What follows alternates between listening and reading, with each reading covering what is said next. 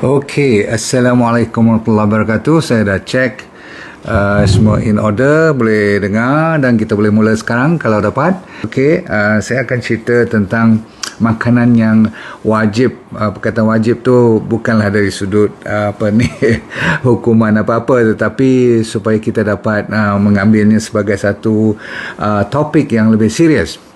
Sebab setiap tahun kita berpuasa, kita mungkin sebagian besar daripada anda ada niat untuk memperbaiki keadaan, terutama sekali dari sudut penyakit punya status. Tahu tak, status penyakit kita katakan yang kronik seperti diabetes, high blood, obesity, kolesterol ataupun penyakit gout ya, macam saya ni kan dah lama sangat, so kita mesti ambil dalam 11 bulan tu, masuk bulan dalam setahun tu 12 bulan kan, jadi sebulan tu kita kena cuba memberi peluang test, tengok sama ada boleh tak kita sembuh dengan cara sambil kita berpuasa. Saya ulang, sambil kita berpuasa, di mana terlalu susah sangat kalau kita nak berpuasa katakan bulan-bulan lain, tapi bulan Ramadan jadi kita dah puasa, apa salahnya kita step up sambil berpuasa tu. Dalam kita berpuasa, kita tak minta dan saya tak minta you buat benda lain daripada berpuasa.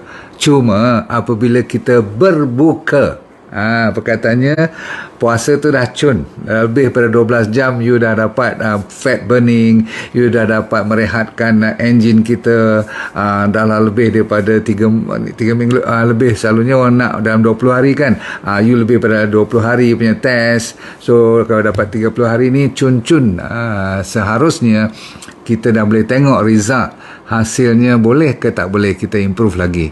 Alright, so 7 makanan untuk kita fokus pada petang ini. Bermula dengan nombor 1, memang you dah tahu, sebab kita buka puasa pun dengan buah ataupun sekali dengan air pun boleh kan, kita campur dengan diffusion water yang saya ajar hari pertama hari tu. Tetapi yang saya nak fokus ialah apa saja yang you masuk dinamakan sweetened drink, maksudnya minuman yang dimaniskan, yang tak sepatutnya dia manis secara natural, you memang kena tolak ke tepi. Maksudnya perkataannya ialah natural, minuman yang dimaniskan dengan secara tak natural, itu kena elak. Yang natural dulu, seperti kurma 3 biji, hari tu saya letak sikit melon, sikit nanas, okey cukup. Lepas tu you rendam dia katakan 2-3 jam, lepas tu you minum air tu, no problem. Air kelapa, no problem, sebab dia natural daripada kelapa. Tetapi betul tak betul, bila you beli kat tepi jalan tu, ada tak dia tuang 2 atau 3 bukan senduk ke, cedok dia tu, ada tak dia cedok lebih kurang 3 sudu sebelum dia masukkan air kelapa dan kelapa itu. Betul? Jadi air kelapa tu dah tak dikira natural. Faham tak? Jadi rugilah. You dah hampir dapat semua mineral dan vitamin daripada air kelapa. Air kelapa tu very powerful. Atau diffusion daripada air kurma, air nanas tadi, air melon tadi kan saya katakan. Dah dapat dia punya zat nutrien yang terbaik dah. Walaupun dia manis.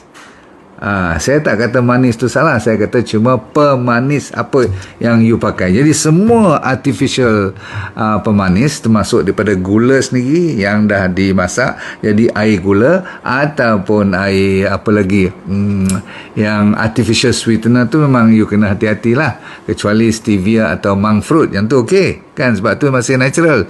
Yang tak natural, okey, cuba ambil salinan ni. Kalau siapa yang masih lagi sambil dengar, sambil belajar dengan saya kan, saya suka you ambil nota, sebab yang ni kalau you tahu ni, you kira yang terpandai di dunia dari sudut pemakanan yang dimaniskan, yang terselindung, namanya maltodextrin. Dengar elok, maltodextrin, walaupun nama sains you tak payah ingat, tapi sekurang-kurangnya you pernah dengar kan. You pernah dengar seperti aspartame, seperti sucralose, semua ni artificial, pemanis tiruan atau pemanis sintetik yang dibuat daripada laboratory.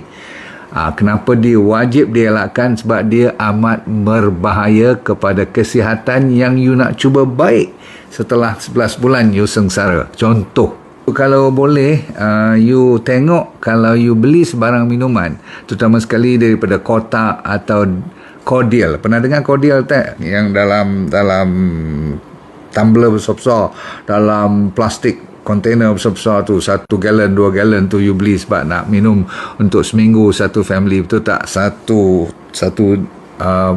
ni lah tumbler ni lah, kontainer ni kan, besok beli lagi warna lain pula, dah lah ada perwarna, dah lah ada preservatif, itu saya tak kira lagi. Ini pemanis dia saja, you dah memang tak boleh minum air tu. Minta maaf saya cakap, sebab apa?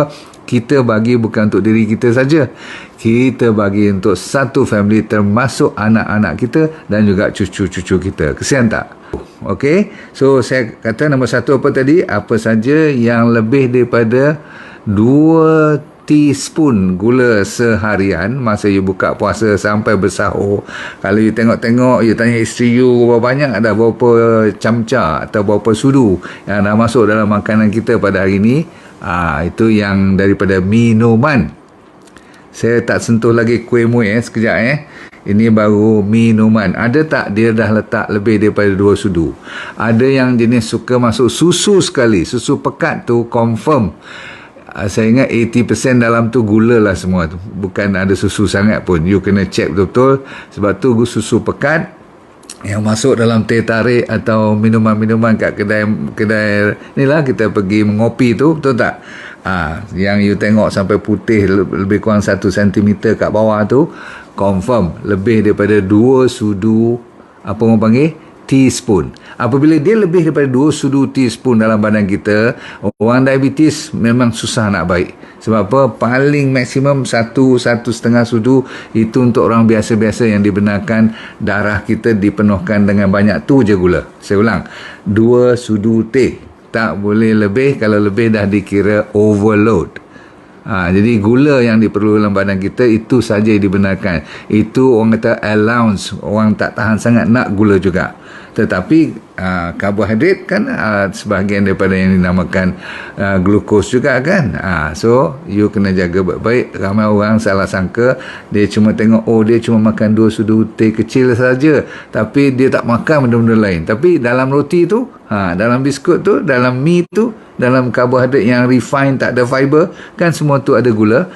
Jadi tuan-tuan sekalian, jangan kita bergaduh pasal yang gula sampai ke mie, ke nasi dulu, nanti sekejap. Yang sekarang saya tengah fokus ialah ramai orang, kenapa? Sebab bulan puasa kita buka puasa dengan air, betul tak? Atau dengan buah. So air inilah selalunya menjadi isu utama. So usaha pertama ialah get rid of all this. Kalau you beli belakang, you tak kerti nak baca ke apa, selalunya kalau manis dan ada warna, confirm dia ada lagi dengan preservatif, pengawet, dan ada lagi dia panggil stabilizer. Tahu stabilizer tak? Stabilizer ni maksudnya you perasan tak dalam sesuatu cordial you beli tu, daripada bawah sampai atas sama je warna dia, sama je dia punya texture. Kalau dari segi, kalau boleh kita pegang lah air tu, sama je dia punya tebal atau nipisnya. Macam mana boleh sama tebal nipis ni daripada bawah sampai atas? Dia punya konsentrasi tu you tak nampak macam bawah tu mendap, atas tu macam cair. Tak, sama je warna kat atas. Perasan tak? Yang menyamakan semua daripada atas sampai bawah tu ada dia panggil stabilizer. Natural ke benda tu? Jadi sama satu, dah habis. Jadi apa saja minuman yang you rasa tak sesuai, tolak ke tepi. So yang paling senang saya kata apa tadi, nak manis campur dengan buah-buahan boleh, ataupun nak air kelapa boleh, ataupun nak masuk stevia sikit boleh, atau nira sikit, no problem. Nombor 2 ialah dah habis. Okay, so kalau nak buat fruit juice tu, jaga baik-baik juga. Okay, ambil dengan seratnya sekali, jangan buang hampas-hampas dia tu. Maksudnya blend lagi bagus daripada buat jus. Sayang. Alright, untuk buka puasa, lepas tu kita sembahyang maghrib, lepas tu kita betul-betul makan. Okay, yang betul-betul makan ni, tengok perkataannya ialah, ada tak siapa yang suka lagi makan apa yang dinamakan ultra processed food? Betul lah tadi yang Cik Ansel tu kata processed food. Dr. Nordin nanti cerita juga. Betul, saya nak cerita tentang processed food, tapi saya nak cerita atas daripada processed food. Sebab banyak makanan yang kita beli dah diproses. Sebab tu you berhati-hati kalau you pergi pasar Ramadan. Tak salah, memang seronok kita pergi sekarang. Okay, kita boleh beli, tetapi berhati-hati. lagi makanan tu yang you tengok semuanya bukan datang daripada, sampai tak ada langsung konsep salad ulam yang raw, tak ada langsung apa bahan-bahan yang natural lah, maksudnya semua dah ditukar. Contoh roti adalah dah ditukar, betul tak? Kalau buns, kalau you ambil apa lagi processed food yang dibandingkan dengan zaman sekarang ni, you berhati-hati kalau ada daging yang telah diproses. Okey, banyak kan dia jual ataupun anda beli yang telah diproses. Mana ada daging yang kalau dah siap untuk makan tu belum diproses. Maksudnya terutama sekali kalau you beli daripada dalam freezer. Okey, dan dalam freezer tu mesti daging tu dah ada campuran-campuran tertentu, kecuali kalau original dia tulis kat situ organic dan belum diproses, masuk dalam freezer, yang tu okey. Walaupun dia dah 3 bulan atau 4 bulan, insya-Allah masih lagi okey. Kalau berbanding dengan, dengar, daging-daging yang fake pun ada sekarang. Yang ni fake ni secara profesional. Dia kata anda kalau tak ada daging sekarang jangan risau, kita kelang dah keluarkan daging yang you rasa dulu. Dia suruh you rasa lebih sedap pada daging, kata orang lah. Yang buat eksperimen ni banyak dah dijual di US, di UK, di ni lah Europe country, Australia semua dah ada. Okey, sebab daging ni seperti nama Beyond Meat, Impossible Meat, saya tak tahu kat Malaysia dah sampai tak tahu ni. Okey, kalau siapa yang mula makan benda-benda macam ni, memang cari naas, sebab kita tak tahu apa yang dia masuk dalam tu, lab mana yang buat. You bayangkan makan macam lembu tapi sebenarnya bukan lembu, makan ikan tapi sebenarnya bukan ikan. Tak lama lagi apa jadi kat kita, anak kita, cucu kita, saya pun tak tahu. Jadi yang ni kena tolak ke tepi. Kalau ada you nampak kat mana-mana supermarket nanti, mungkin you tak terdedah lagi. Tetapi kalau terminat kepada daging macam tu, jangan pegang lagi. Biar orang lain nak makan dulu, biar dia orang makan dulu. Biar setahun dua, kalau tak ada orang, tapi setahun dua pun tak tahu boleh meninggal ke tak kalau makan benda tu. Sebab kadang-kadang pengumpulan dia punya bahan-bahan kimia tu bertahun-tahun baru keluar jadi kanser, betul tak? Sebab kalau you tengok sebelum cerita fake meat ni, ada lagi yang ultra processed food yang lain. Itu saya cerita pasal daging, tapi pasal makanan-makanan yang kalau kat supermarket, semua makanan kecuali di tepi-tepi je yang ada buah-buahan, ada makanan-makanan fresh atau daripada peti ais, tak tahu berapa bulan tu tak apa juga. Tapi bila you masuk kawasan tengah supermarket, kebanyakannya semua ada diproses. Faham tak faham? Okey, saya ambil contoh. Kalau ambil cerita macam nuts and seeds cukup yang bagus, yang kita recommend. So daripada sekarang you kena hati-hati bila you nak beli kacang atau legumes atau beans atau apa-apa pun, bukan bahan tu tak bagus kan, saya yang recommend, saya suka makan benda tu. Tetapi kalau saya kali ni, kalau saya dengan anda pergi ke tengah-tengah, you beli nak beli kacang dalam kelonsong tu, dalam dia punya ni lah pembalut dia tu kan, cuba you kali ke belakang. Kalau kacang katakan walnut saja ataupun almond saja, di belakang tu sampai ada 20 bahan-bahan tambahan, jangan beli. Berarti memang kacang tu telah diproses, ultra proses, entah kenapa dia kena campur lebih pada 3-4 bahan. Betul tak? Kalau kacang paling-paling apa? Sodium ataupun garam, ataupun mungkin ada apa lagi penyedap mungkin dia nak masuk, apa lagi saya tak tahulah. Tapi kalau lebih pada 2-3, selalunya orang letak apa lagi yang saya tahu, roasted, salted peanut, habis. Ataupun ada pistachio, roasted ataupun tak roasted, betul tak? Jadi tapi ada saya pernah tengok dia dah salut dengan, kalau dengan maksud saya macam madu ke, dia campur sikit, kadang-kadang dia balut sikit dengan spice, apa herba kan, rempah-rempah ratus ni, okey. Tapi kalau sampai 6, 7, 10 punya tulisan lagi, dia tambah tu tambah ni semua, you jangan beli. Walaupun sedap macam mana pun, mesti dah ada MSG. Saya lupa nak cerita, kadang-kadang dia campur gula lagi, campur MSG lagi. Jadi kacang yang bagus, lentils, dal yang bagus semua, ataupun makanan beans yang cantik, kacang kuda pun cantik dalam tu, tetapi dah tak boleh makan. So yang kedua ialah apa saja you baca kat belakang yang you langsung tak faham, lebih daripada 5-6 line dia tambah tu, selalunya memang untuk nak tahan 2-3 tahun punya pasal dia campur bercambah-cambah benda yang toksik. Maka bulan puasa ni 30 hari ni saya minta you nyahkan benda ni. Boleh tak? Kita nak tengok soalan pada hari ni ialah boleh tak kita baik tanpa ubat ataupun mengurangkan ubat. Faham tak? Kalau masih 30 hari ni tak nampak perbezaan, saya rasa masa depan kita tu untuk nak baik, walaupun saya bagi motivasi you selalu jangan putus asa, tapi mungkin ada benda yang kita tak buat. Sebab dalam 30 hari body kita dan bakteria kita, kalau kita pergi makan benda-benda yang saya kata tenyakan semua ni, dan makan benda-benda yang baik, yang banyak serat, yang tak ada gula, tak ada susu, tak ada sangat benda-benda berdaging tu, insya-Allah. Sebab bila bakteria you baik, dia dah sihat balik. Bila kelang daripada ni lah orang panggil esophagus ke mana, small intestine, stomach, small intestine, dan bila small intestine bertembung dengan big intestine colon, ada satu tempat namanya cecum.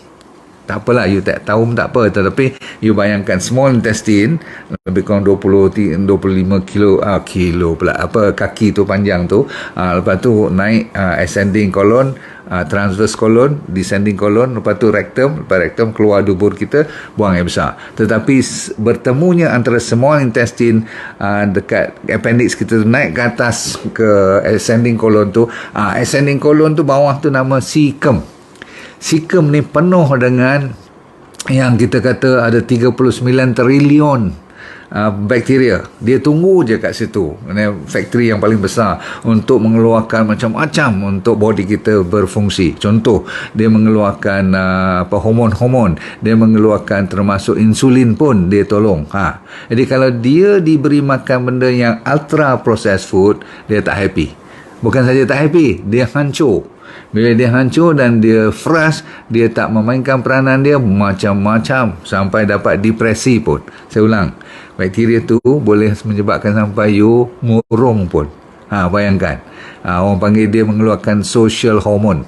Hormon social berarti hormon yang happy, serotonin, endorfin, semua tu kan, dopamin. Itu kerja siapa? Kerja bakteria. Jadi balik kepada kenapa ultra processed food, semua yang kat supermarket, kalau you beli kat anak cucu you untuk buka puasa, mentang-mentang sedap, ada ni lah, macam nanti macam kuih ke biskut ke apa dalam tin dan sebagainya itu, atau dalam nanti saya cerita tentang chips pula. Kalau you pun tambah benda-benda macam tu, berhati-hati.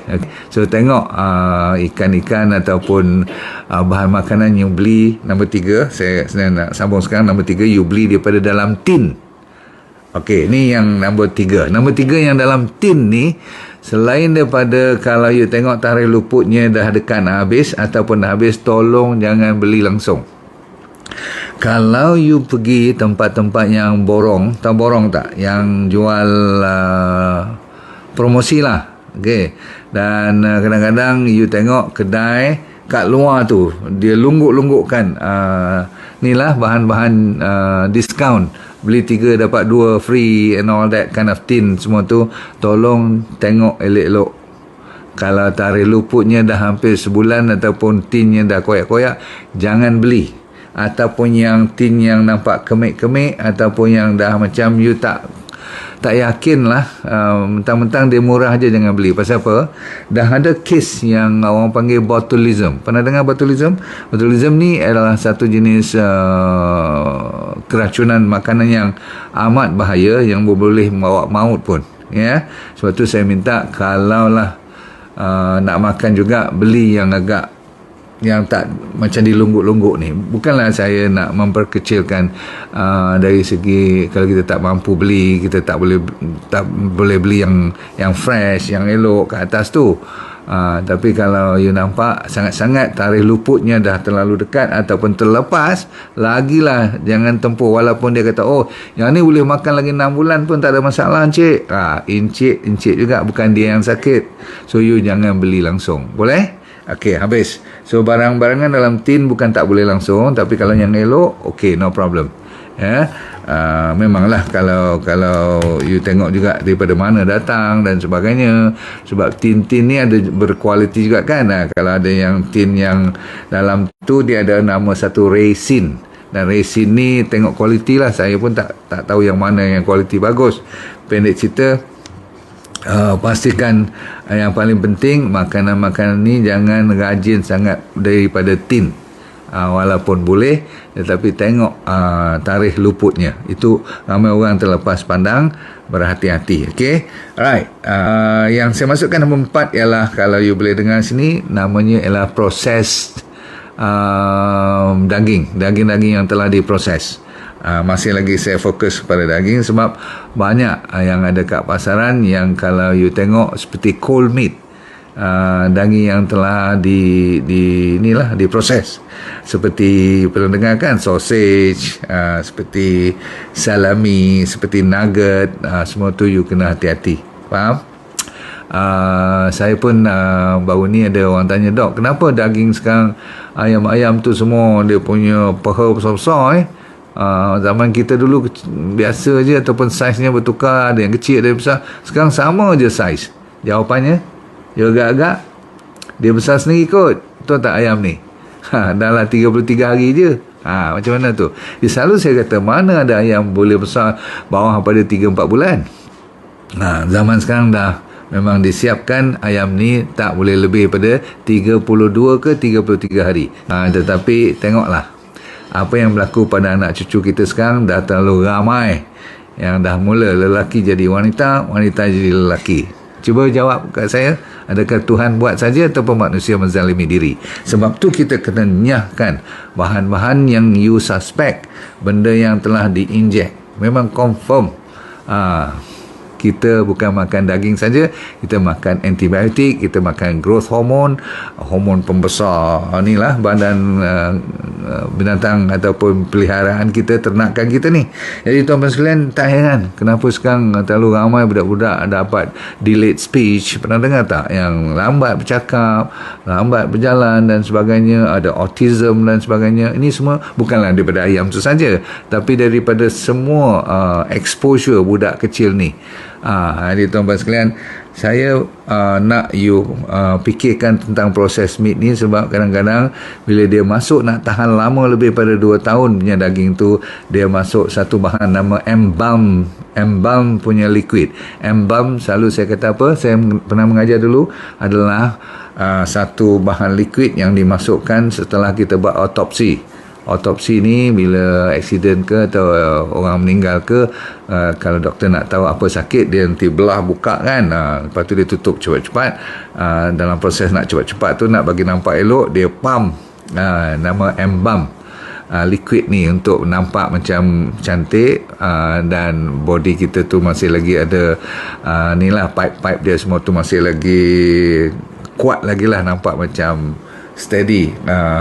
Mayat tu sebenarnya dah dimasukkan penahan supaya tak rosak sel-sel dan organ-organ tu sementara dia ada liquid tu. Jadi orang kata apa, liquid mayat lah ni. Okay, you bayangkan liquid mayat ni boleh diletakkan ke dalam sebahagian daripada, ada orang buat kajian daging-daging sejuk ni, dia panggil cold meat, yang berbentuk setengah orang buat salad ataupun buat apa, sandwich tu. Tak payah, okay, tak payah nak ikut Mak Saleh, tak payah nak buat sandwich dengan cold meat tu. Cold meat is cancer performing bahan. Nombor 5, chips. Okay, chips, keropok-keropok ni semua saya minta yang dalam apa orang panggil, kontainer-kontainer yang bulat-bulat tu kan, you tahu kan, yang nama brand you tahu sendirilah. Bagi saya tak kisah, you nak makan silakan, tapi kena tahu apa dalam tu. Dari segi kalori tinggi, dari segi nutrien kosong.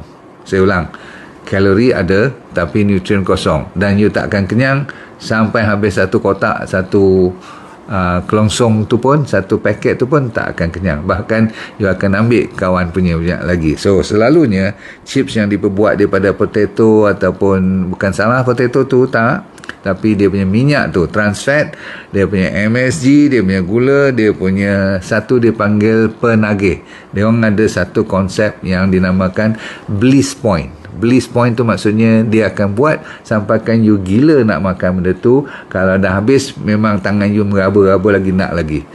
Jadi you jadi macam gian, tahu tak?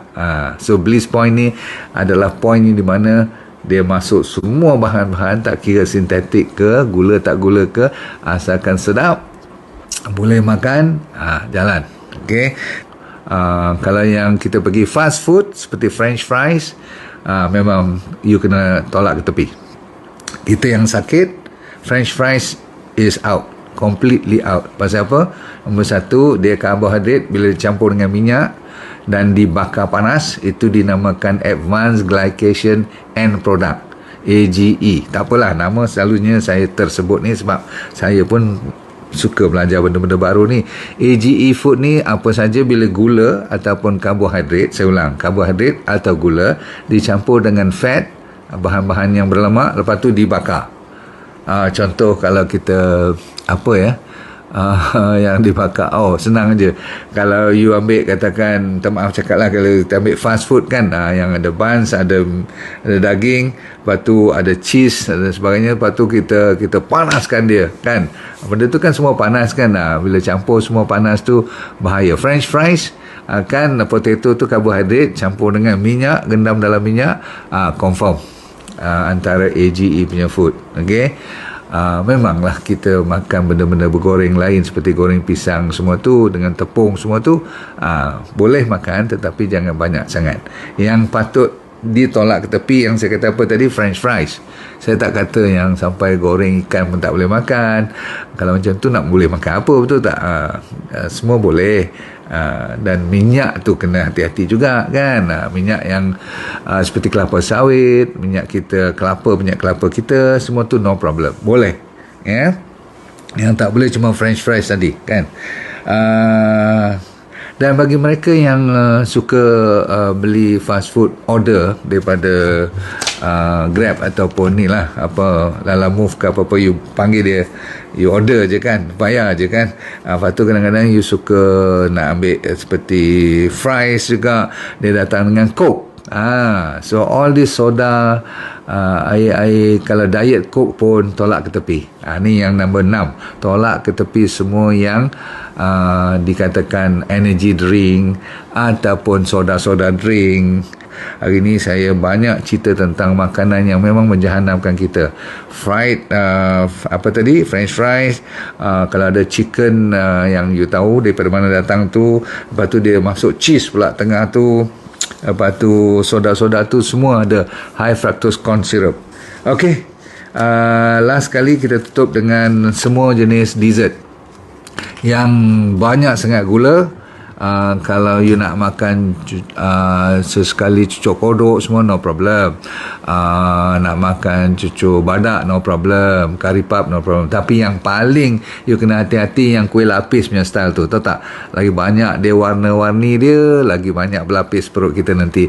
Kalau you ambil katakan seri muka, memang berseri-seri lah muka nanti, faham tak? Bukan tak sedap, tapi manis dia tu, pulut dia tu kan, atas dia tu ada setengah orang jenis-jenis yang suka buat.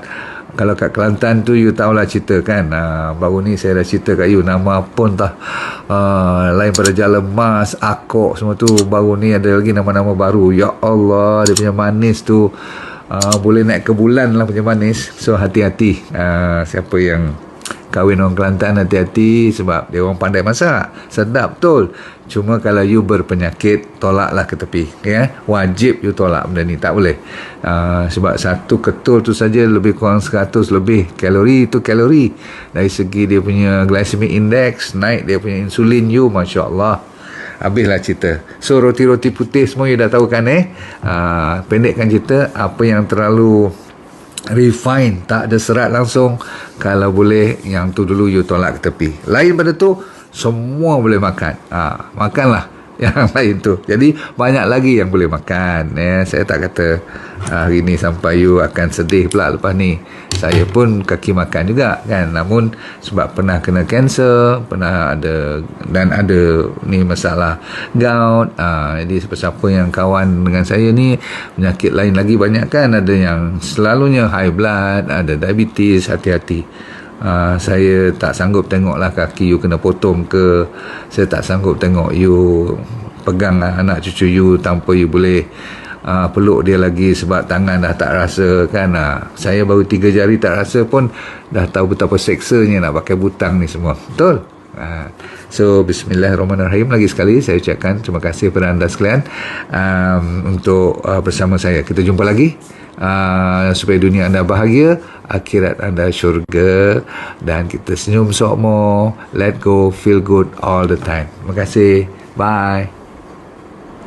Baik, saya mencari cuma 20 orang saja yang kali ini untuk saya buat kelas demi kelas untuk saya mengajar dia jadi dropshipper saya.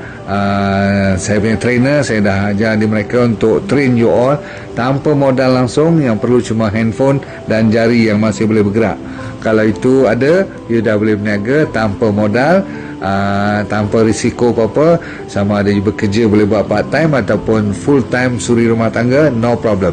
Dengan syarat you kena rajin sedikitlah belajar dan ikut apa yang kita tunjukkan, sebab semuanya dibuat secara percuma.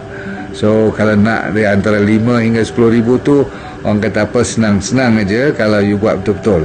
Okey, nak lebih pun boleh, tak ada masalah. Nanti kita pelan-pelan akan ajar you, dan yang penting you sign up dulu secepat mungkin.